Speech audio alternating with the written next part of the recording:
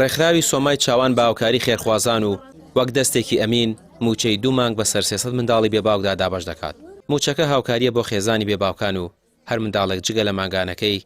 جلوبەرگ و خواردن و پێداویستی بۆ نەو جەژنەکانیان پێدەدرێت. ئەمڕۆ بە چەند گروپێ دەمان ناون کە ئەمڕۆ تقریبان 170 ماڵێکمان بان کردووە کە ئیتر بەردەوامی ئەبێت هەتا ئەم هەفتە کۆتاییت ئێمە هاوکاریەکانیان ئەگەینە دەستیان ئەو هاوکاریانە ئامانەتی خەڵکن لە گەردنی ئێمە بە ئامانەتەوە گەینە دەستی ئەو چینە هەژارە ئەو چینە نازدارە بەڕاستی کە پێویستیانە و لەم ڕۆژەی ئێستاە سێرەکەین لێرە و لەوێ نەموچە هەیە نە هاوکاری خەڵکە چۆنەڵە زیینوەکەش هەیە بەڵام ئێمە بۆ مناڵە نازدارەکان کە باوکیان لە ژیانیان نەماوە هەوڵمان داوە لێرە و لەوێ هاوکاریمان بۆ پیاکردن لە ڕێ خێرخوازانەوە و تەسلیمی دەستی ئەو نازدارانەمان کردووە. جگە لە هاوکاریە مادیەکان سۆمای چاوان وەکو ئامادەکاریش بۆ مانگی پیرۆزی ڕەمەزان ڕێنمایی دایکانی منداڵانی بێباوک دەکات چۆن خۆیان ئامادە بکەن و لە ڕەمەزاندا چی پێویستە بیکەن هەمویان بۆشی دەکرێتەوە.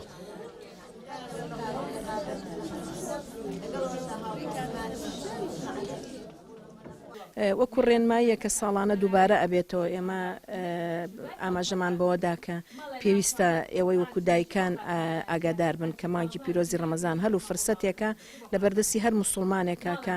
سوودی لێ ببینێەوە بە شێوازێک بە ڕۆژوو بین تەنها برسێتی و تینوێتی نەبێ بەڵکو هەوڵ بدەین بەو شێوازەی کە خۆی گەورە لە خۆمان ڕازی بکەین جەستە و لایەنی دەرونی و لایەنی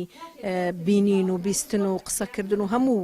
بە هەموو شێوازێک ئێمە بە ڕۆژوو بین ئەجا ئەو ڕۆژۆیە کە خۆی گەورە داوای کردووە لێمان بۆیە بەڕاستی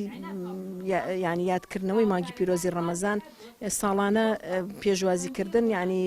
بە شێوازێکە کە زۆر قسە و باسی لەسەرکرێ بەڵام پێمان وایە گەورەی مانگی پیرۆزی ڕەمەزان ئەوە هێنێ کە ئێمە دووبارەی کەینەوەکو یادخستنەوەیەک و ئەم ڕۆژ سوپاس بۆ ڕێکخراوی سۆمای چاوان کە ئەم دایکانێک کرد بۆ ئێمە دیسان ئەو ڕێنمایانەمان ئاراستەکردنەوە کە بەو شێوازە بە ڕۆژوو بن کە خۆی گەورە لە خۆیان ڕازیکەن. ماوەی 16 ساڵە ڕێکخراوی سۆمای چاوان دامەزراوە تەنها کار لەسەر هاوکاری و پەروەردەی منداڵانی بێباوک دەکات لە پاڵ هاوکاری مادیش تا تەمەنی 15 ساڵی چاودێری پەروەردەی منداڵەکان دەکات جگەلەوە زۆر لە خەمی ئەوەدان منداڵەکان بێنازی باوکیان پێوە دیار نەبێت لەو چوارچێوەشدا دەیان خولی پەروەردەی و ئاینیان بۆ دەکاتەوە. بۆ خولەکە 5 دقیقە هەر ئەو دانیشتە دوای نوێژی بەیانیان کاتێک کە بەرداڵی شنیە. ڕامیار عوسمان کەناڵی پێیام سلێمانی.